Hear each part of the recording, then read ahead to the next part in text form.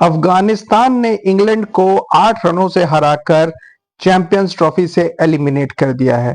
अफगानिस्तान की परफॉर्मेंस इतनी ज्यादा प्रोफेशनल थी कि अगर आप देखते तो आपको लगता ही नहीं कि ये टीम ने अभी कुछ ही सालों पहले टेस्ट स्टेटस पाया है। और जैसा कि मैंने आपको कहा था कुछ दिन पहले कि अफगानिस्तान की टीम को कोई अंडर एस्टिमेट करता है तो फिर वो अपनी रिस्क पर करे। अफगानिस्तान ने आज इतनी प्रोफेशनल क्रिकेट खेली है कि उसे देखकर मुझे इस बात का डर है कि अगर दुबई में अफगानिस्तान पहुंच गई और इंडिया के साथ अगर अफगानिस्तान का सेमीफाइनल पड़ गया बाई चांस, तो इंडिया भी मुश्किल में पड़ सकती है। बट एनीवेज इस गेम में वापस जाते हैं। Back to back ICC tournaments में इंग्लैंड को हराना, मेरे ख्याल से ये इंग्लैंड के लिए भी एक शर्म की बात है। इंग्लैंड के बारे में मैं आपको बता दूं, ऑफ कोर्स यहाँ हम कई बार पाकिस्तान की डाउनफॉल की बात करते हैं, मगर इंग्लैंड का एक अलग अपना डाउनफॉल चल रहा है। इंग्लैंड ने 2022 का टी20 वर्ल्ड कप जीता, लेकिन उसके बाद से इंग्लैंड की व्हाइट बॉल क्रिकेट बहुत तेजी से नीचे जा रही है। 2023 की ओडीआई वर्ल्ड कप में हमने देखा, जबकि इंग्लैंड डिफेंडिंग चैंपियंस थे going into the world cup 2019 का वर्ल्ड कप जीतकर, लेकिन उसके बाद उन्होंने इतनी खराब परफॉर्मेंस दी कि वहां पर उस वर्ल्ड कप में वो एक भी मैच जीतने के लिए स्ट्रगल कर रहे थे। बड़ी मुश्किल से उन्होंने नीदरलैंड्स को हराया, बांग्लादेश को हराया, लेकिन उस वर्ल्ड कप में भी वो अफगानिस्तान से हारे, श्रीलंका से हारे और मतलब बहुत ही पुअर परफॉर्मेंस दी थी उस वर्ल्ड कप में। उसके बाद से वो एक भी ओडीआई सीरीज नहीं जीते हैं। इंग्लैंड ने 23 वर्ल्ड कप के बाद 2 बार वेस्ट इंडीज जाकर ओडीआई सीरीज खेली है और दोनों सीरीज वो 2-1 हारे हैं। अपने होम में उन्होंने ऑस्ट्रेलिया के साथ सीरीज खेली, वो भी वो 3-2 हार गए। और इस चैंपियंस ट्रॉफी से ठीक पहले इंडिया में आपने देखा ही था कि कितनी बुरी तरीके से 3-0 से वो सीरीज हारे थे।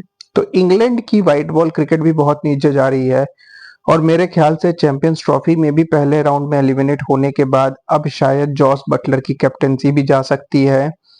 साथ ही साथ कुछ क्रिकेटर्स, जैसे स्पेसिफिकली यहाँ पर मैं लियम लिविंगस्टन की बात करूंगा कि वो बहुत ही ऑर्डिनरी प्लेयर हैं, बहुत ही ऑर्डिनरी परफॉर्मेंसेस देते हैं। उनका नाम बड़ा हो गया है, शुरुआत में अपने करियर के कुछ कैमियोज खेले थे उन्होंने, लेकिन तब से वो सारे इंपॉर्टेंट मैचेस में फ्लॉप ही होते हैं। और मेरे ख्याल से लियम लिविंगस्टन जैसे बिट्स एंड पीसेस प्लेयर्स की कोई जगह नहीं बनती है टीम में। इंग्लैंड को फिर से जिस तरीके से 2015 वर्ल्ड कप के बाद इंग्लैंड ने अपनी स्क्वाड में मेजर चेंजेस किए थे अपनी अप्रोच में, वैसा ही कुछ करना होगा। गेम की बात करें तो आज अफगानिस्तान की शुरुआत अच्छी नहीं रही और जोफ्रा आर्चर ने पहले स्पेल में 3 विकेट लिए। गुरबाज भी कोई खास इम्पैक्ट नहीं डाल पाए, काफी स्लो खेल रहे थे, डरे हुए दिख रहे थे, या शायद टीम प्लानिंग थी कि भाई उतरकर अपने विकेट बचाने हैं। बाद में वो आउट हुए। उसके बाद सदीकुल्ला अटल जो कि एक यंगस्टर हैं टीम में डाले गए हैं, वो आउट हुए, फिर रहमत आउट हुए और 10 ओवर के अंदर अफगानिस्तान का स्कोर 37 फॉर 3 हो गया। फिर लगा कि शायद ये एक वन साइडेड कॉन्टेस्ट होने वाला है, लेकिन इब्राहिम जादरान, जिन्होंने ऑस्ट्रेलिया के खिलाफ भी वर्ल्ड कप में एक जबरदस्त सेंचुरी बनाई थी, वो अपनी एंड से धीरे धीरे एक्सेलरेट करने लगे। और यही क्रिकेट है जिसकी बात हम कई बार पाकिस्तान के लिए करते हैं कि वो 2-3 विकेट गिर जाए तो उसके बाद तो उन्हें लाइसेंस मिल जाता है स्लो खेलने का, लेकिन अफगानिस्तान ने ऐसा कुछ नहीं किया। 10 ओवर में 37 फॉर 3 होने के बाद भी अफगानिस्तान ने धीरे धीरे एक्सेलरेट किया।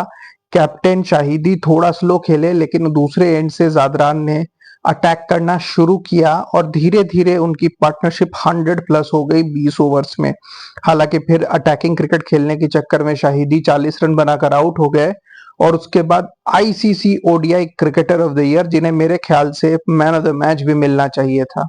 हालांकि जादरान ने 177 बनाए, लेकिन जो 5 विकेट अजमतुल्ला उमरजाई ने लिए हैं और जिन जिन पॉइंट्स पे लिए हैं गेम में, मेरे ख्याल से उनका इम्पैक्ट बहुत ज्यादा था। उन्होंने बैटिंग में भी 30 बॉलों पे 40 की कैमियो खेली मिडिल ओवर्स में, और उसके बाद जिस तरीके की, मतलब आप ये सोचो कि ओवर नंबर 30 से लेकर ओवर नंबर 40 के बीच में 72 रन्स बने अफगानिस्तान के, thanks to 30 ball 40 by Azmatullah Omarzai. और फिर उन्होंने जो 5 विकेट लिए हैं वो 5 विकेट काफी बड़े विकेट्स हैं। उन्होंने जॉस बटलर को आउट किया, उन्होंने जो रूट को आउट किया, उन्होंने स्टार्टिंग में फिल सॉल्ट को आउट किया, उसके बाद उन्होंने जेमी ओवर्टन जो एंड में काफी करीब ले गए थे गेम, उनको भी क्रिटिकल पॉइंट पे आउट किया और आखिरी विकेट लिया।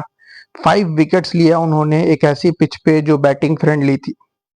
एनीवेज उनके साथ एक अच्छी पार्टनरशिप बनी और उसके बाद नबी और इब्राहिम जादरान ने आखिरी के 10 ओवर में 112 रन बनाए। नबी ने 24 बॉलों पे 40 बनाए और इब्राहिम जादरान ने चैंपियंस ट्रॉफी हिस्ट्री की हाईएस्ट स्कोर 177 बनाई। आउटस्टैंडिंग इनिंग्स थी उनकी, 6 छक्के और जिस तरीके से उन्होंने एक्सेलरेट किया एंड में वो आउटस्टैंडिंग थी। I think one of the best ODI innings जो आप देख सकते हैं, कंसिडरिंग जिस तरीके की सिचुएशन थी। एक ओपनर थे और दूसरे एंड से 3 विकेट गिर गए और उसके बाद उन्होंने एक्सेलरेट करके टीम को वहां से 325 तक ले गए। हालांकि इस पिच पर 3-4 दिन पहले ही 350 चेस किया था ऑस्ट्रेलिया ने, तो लगा कि शायद ये टोटल अभी भी चेजेबल है, लेकिन फिल सॉल्ट फिर से फ्लॉप हो गए, अजमतुल्ला के बॉल पे बोल्ड हुए और ये जेमी स्मिथ को वन डाउन भेजने का जो डिसीजन था वो भी फ्लॉप साबित हुआ। वो 9 रन बनाकर आउट हो गए। डकेट ने थोड़ी देर तक पार्टनरशिप की रूट के साथ, लेकिन फिर वो राशिद खान की बॉल पे आउट हो गए। लेकिन इमेजिन कीजिए अफगानिस्तान जीता है without any major contribution from Rashid Khan. Rashid Khan की बैटिंग भी लास्ट ओवर में उन्होंने सिर्फ एक बॉल फेस किया और बॉलिंग में भी 10 ओवर में 66 रन देकर सिर्फ एक विकेट लिया डकेट का। तो ये सारा जो मैं कहूंगा कि मेन जो 2 हीरोज है, इब्राहिम जादरान ऑफ कोर्स और अजमतुल्ला ओमरजई, जो ICC ODI cricketer of the year भी थे और उन्होंने प्रूव किया कि वो कितने ज्यादा वैल्यूएबल ऑलराउंडर हैं। न्यू बॉल से बॉलिंग की, 5 विकेट लिए, मिडिल ओवर्स में विकेट लिए, डेथ में विकेट लिए और बैटिंग में मिडिल ओवर्स में तेज खेलते हैं। I think he is the most valuable cricketer और उन्हें बिल्कुल सही अवार्ड दिया गया है पिछले साल ICC ODI cricketer of the year का। एनीवेज हैरी ब्रुक फिर से फ्लॉप हो गए, वो स्पिन खेल ही नहीं पाते हैं। एक गलती हुई जॉस बटलर से। आई वुड स्टिल से कि despite all this England were more और लेस इन कमांड।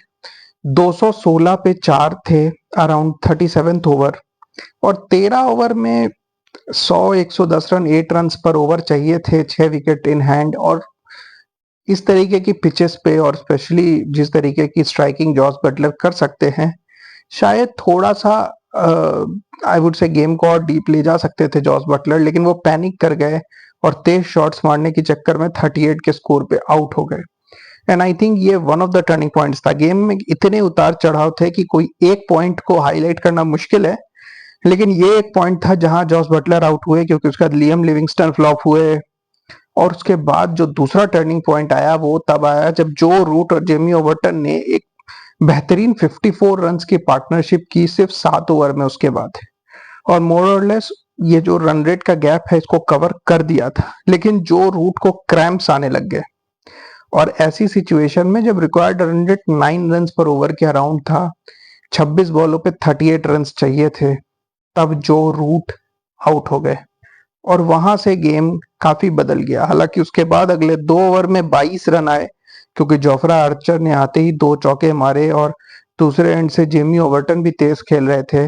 और वहां पे भी आई थिंक गेम को बड़े आराम से इंग्लैंड तभी भी बचा सकती थी, क्योंकि 14 बॉलों पे 17 रन चाहिए थे। लेकिन क्योंकि टेल एंडर्स थे, थोड़ा पैनिक कर गए। जेमी ओवर्टन भी बड़ी शॉट खेलने के चक्कर में आउट हो गए। 2-3 बॉलों के बाद जोफ्रा आर्चर लंबी शॉट खेलने के चक्कर में आउट हो गए और एंड में इवेंचुअली इंग्लैंड 8 रन से हार गई और इस टूर्नामेंट से एलिमिनेट होने वाली तीसरी टीम बन गई। अब आपको मैं हाई लेवल पे ये भी बता दूं कि मोर और लेस इस रिजल्ट के थ्रू के साथ साउथ अफ्रीका भी क्वालिफाई कर ही गई है। आपको बता दूं कि साउथ अफ्रीका के 3 पॉइंट हैं और रन रेट साउथ अफ्रीका का बहुत हाई है, क्योंकि साउथ अफ्रीका ने अफगानिस्तान को 107 रनों से हराया था। तो अभी अगर मतलब साउथ अफ्रीका बहुत बुरे तरीके से, मतलब ऑलमोस्ट शायद 80-90 रन से इंग्लैंड से हार जाए तो वो बुरी तरह फंस सकते हैं, या फिर अगर इंग्लैंड कोई टारगेट 30-35 ओवर में चेस करके जीत जाए तो साउथ अफ्रीका के लिए मुश्किल पड़ सकती है। लेकिन अगर साउथ अफ्रीका डिसेंट परफॉर्मेंस दे के 3-4 विकेट से, या आप कह सकते हो कि क्लोज मैच हारते हैं, 20-30 रनों से हारते हैं, तो साउथ अफ्रीका का रन रेट फिर भी इतना ऊपर रहेगा कि साउथ अफ्रीका को प्रॉब्लम नहीं आएगी। And that is when Afghanistan beat Australia. अगर अफगानिस्तान ऑस्ट्रेलिया से हार जाती है तब तो साउथ अफ्रीका वैसे ही थ्रू है। और अगर साउथ अफ्रीका, मतलब ऑल दिस इज, अगर साउथ अफ्रीका इंग्लैंड से हारती है तो साउथ अफ्रीका के 3 पॉइंट होंगे, और ऑस्ट्रेलिया और अफगानिस्तान का जो मैच है उस मैच में अगर अफगानिस्तान हार गई तो south Africa and Australia will be through. अगर अफगानिस्तान ने ऑस्ट्रेलिया को भी हरा दिया तो ऑस्ट्रेलिया और साउथ अफ्रीका का रन रेट होगा, और वहां पर बहुत आगे है साउथ अफ्रीका का रन रेट, तो फिर मोर और लेस ऑस्ट्रेलिया एलिमिनेट हो जाएगी and south Africa and Afghanistan will qualify. तो काफी इंटरेस्टिंग हो गया है ये ग्रुप। इसे ग्रुप ऑफ डेथ पहले ही कहा गया था, लेकिन सबने सोचा था कि इंग्लैंड, ऑस्ट्रेलिया और साउथ अफ्रीका के बीच फाइट होगी, लेकिन यहाँ अफगानिस्तान ने सारा इक्वेशन बदल दिया है। इंडिया और न्यूजीलैंड के बीच का मैच अब सिर्फ ग्रुप टॉपर डिसाइड करने के लिए होगा, और ये देखने के लिए होगा कि इंडिया और न्यूजीलैंड अपना सेमीफाइनल किस किस के साथ खेलेंगे। Keep watching guys, thank you.